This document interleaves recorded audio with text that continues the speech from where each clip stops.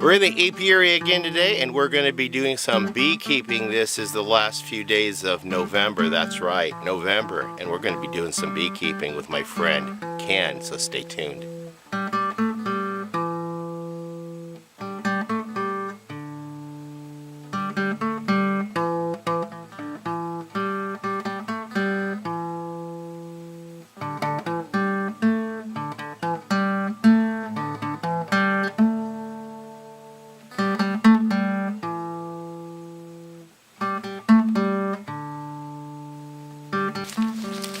Hello, welcome back to Pine Meadows Hobby Farm. I'm your host Jerry Hansen with my buddy Ken Muhlestein, and he's going to show us how to do some mite treatment with oxalic acid today.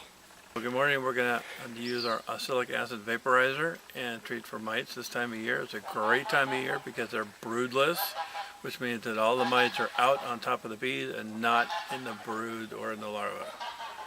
So we'll probably knock out 99% of the mites just with the one treatment. What is oxalic acid, Ken? Oxalic acid is basically wood bleach. It's now approved by the United Bee Federation, or whatever they're called, for mite treatment. The oxalic acid is now certified to use for mite control. You can use the dribble method or the vaporizing method. We are vaporizing today. As you can see, we've got this fired up. And you can see now the vapor is actually starting to come out of the hive. If you're going to do a lot of hives, you'll need to wear a mask just to protect yourself. We're only doing your 2 hives, so we can kind of stay safely away. I do have a mask just in case. What is the power source for your vaporizer? So I'm using a lawnmower battery. It's smaller, obviously, and it takes more time for it to actually vaporize the oxalic acid. I've got all day out on mine, but if you're a high-tech person, you'll want to use a car battery fully charged and go for it. The recipe for the oxalic acid is 2 to 3 grams per hive. So the oxalic acid is harmless to the bees. I actually add, no one has done this yet, so I might be the first one. I add wintergreen essential oil and lemongrass essential oil. The wintergreen actually softens the shell of the mite and helps it fall off, and the lemongrass is the natural smell in the hive that mimics the queen smell, so it's their happiness smell, so it kind of supports the process. Okay, to close up, but you can see now the vaporizer is working. The bees don't really like it. It is caustic to their skin or to their shells, and they are actually flying out, a few of them. But you can see at this point, there's a couple things you want to see is the vapor is coming out of the top of the hive. That means we're getting a good vapor in there, and it's coming out of the bottom. That means all the hives getting smoked out right now. The mechanical action of the oxalic acid actually, the vaporizer goes up into the hive, and when it cools, it kind of crystallizes on the bee itself, and that's an irritant to the bee. So the bee mechanically scratches and gets the mites off, and it also kills the mite itself. So that's why they drop down. Like I said, the lemongrass is to put the happy smell in the hive, and the wintergreen oil kind of also helps soften the shell of the mite and get it to drop. So this is the oxalic acid. It comes in a powderized form. 2 grams just happens to be just a pinch under 1 teaspoon, so I actually pack it in, and that's approximately 2 grams right there. Then I'll drop in 2 drops of wintergreen. Aw, bees. And then 2 drops of lemongrass. We are putting it on. Just kind of drop it down so it fits.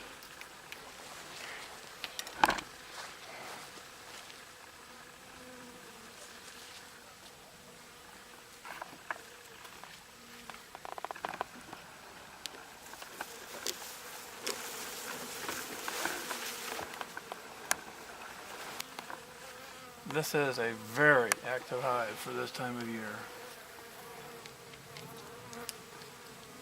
These are bees on steroids. This is from that. They always want to swarm. So there's 2 schools of thought. Jerry's hive here actually just stung me, and it's 45 degrees out, so they shouldn't be this active, but as you can see on the cloth outside, they're very active and very aggressive in protecting their hive. So 2 schools of thought on that. A lot of beekeepers do not like aggressive bees. because you get stung, you're afraid to get in the box because you'll get stung, and they're just aggressive and you'll get stung. So they usually pinch the queen, put a new queen in there, and start and hope for get a calmer, more mellow hive. That's one way to think. The other way to think is this is a very aggressive set of bees. They're aggressive in getting food, they're aggressive in getting pollen, and aggressive in getting their hive strong and healthy. So obviously it's your choice. Do you want to get stung and have a really super healthy hive, or pinch a queen and put a different queen in, hope for better genetics and a quieter hive? Why change something that's working? Exactly. I mean, you know it's an aggressive hive, so you just prepare for it. So you gown up, you glove up, and you go in. You just prepared for it. You know it's going to be aggressive. You'll smoke it a little more or spritz it a little more than normal, so you can work the hive. And this hive will probably last forever. So this hive should last you all winter and be a kick-ass hive. Oh, sorry, great hive. Great hive. Come springtime. So in the spring, we'll talk about that in another video, but my ambitions are just go ahead and split this hive into multiple hives. Absolutely, yep. And just grow my colonies from the mother hive. Yep. So the push for genetics, and you look at all the queen breeders in the area, they're trying to breed mellow bees so they can go in and work the hive without gloves, without any protective gear at all. That's the plan, as well as making them hygienic, which means they'll clean the mites off themselves. So it's a twofold challenge for the queen raiders to create hives that are easy to work and the bees are hygienic. So on that note, that's more for getting bees, changing bees' behavior and disposition to the individual characteristics and wants and needs of the individual beekeeper. Correct. Instead of allowing the bees to be bees. Right. So I think I'll just leave my colony, let my bees be themselves, instead of me trying to change them to what I want them to be. Right. Just as long as I get my honey out of them occasionally, I'm fine with that. And they're able to go out and pollinate, because you know what my motto is? Save the bees, save the world.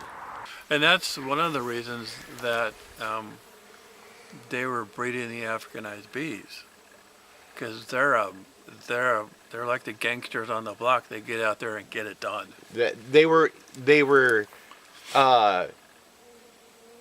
trying to get the genetics of that honeybee and the African bee together to get a more aggressive honey production.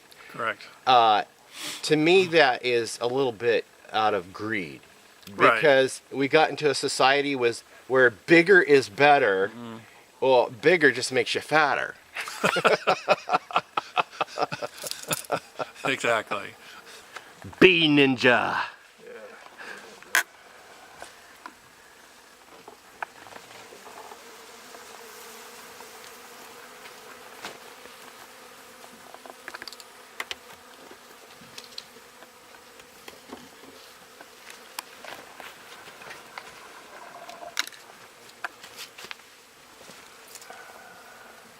So you only process these bees this way with mite control in the fall? Or is there another time during the year where you do mite treatment with this method?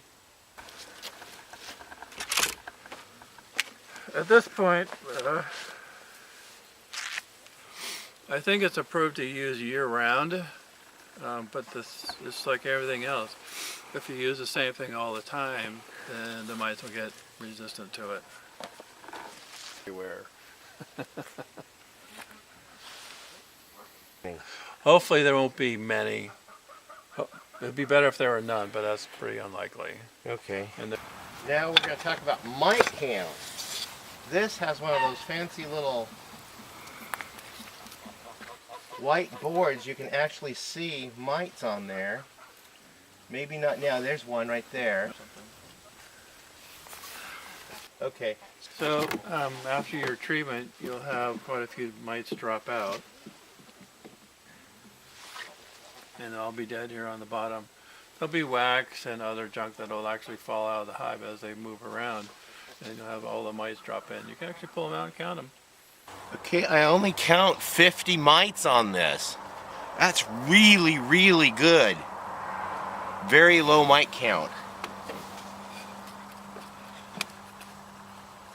So I want to really thank my mentor, Ken Muhlestein, for coming and showing me how to vaporize hives. That sounds funny, like Star Wars or something. With oxalic acid and mite treatment. It's important to do mite treatment. That way you have healthy hives going into the summer. So Ken, thank you so much for showing us this technique and this little invention that you brought over and showed us how to work at. So remember, this is the best time of year because they are broodless. That means all the mites, none of the mites are in the brood, none in the larva, no in the cap larva. They're all out on top of the bees trying to stay alive. So this knocks pretty much 99% of your mites out. Cool. Yeah, good way to go into winter and a good way to come into spring with almost no mites. Okay. I'm Jerry Hansen, your host, and this is Ken Muhlestein, host here at Pine Meadows Hobby Farm in the Apiary. Stay tuned for more videos. Follow us on social media. You can also check out our other videos on apiary workings at Acorn Acres on another channel I produce. That channel will pretty soon stop producing videos for that channel because Acorn Acres is being sold. That's a sad day in history. So stay tuned for more videos. Give me a thumbs up, leave a comment, and please subscribe. Helps out the channels a lot. We'll see you guys again later. Bye-bye.